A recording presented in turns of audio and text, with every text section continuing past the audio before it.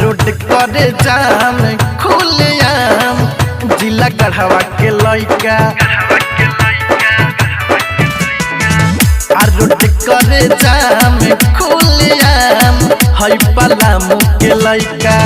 खाली रंगदारी करे मारी तो धरा दिस पैसा रोड करे जाम खुलेआम जिला गढ़वा के लइका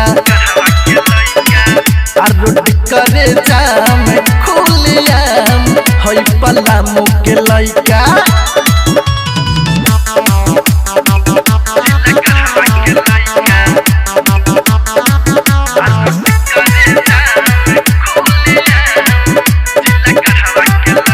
पुलिस प्रशासन भी डरेला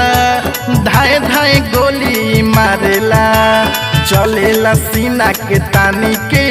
दुलाली के कान्ही पर धरेला पुलिस प्रशासन भी डरेला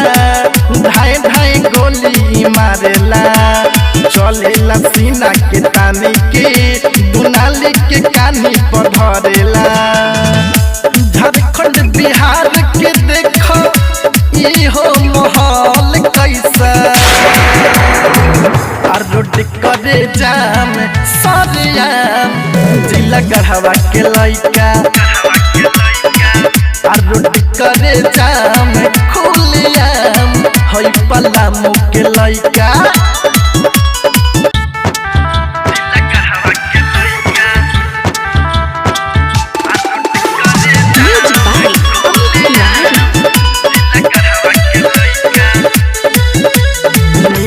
सगरो छैले बा पूरा माफिया के हो हिलैले बा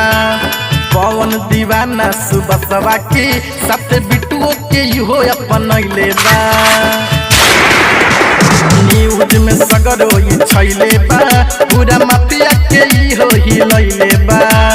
पवन दीवाना सुबसवा के साथ बिटुओ के हो अपनैले बा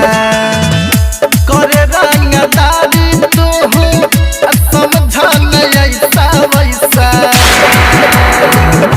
रोड करे जाम खुलेआम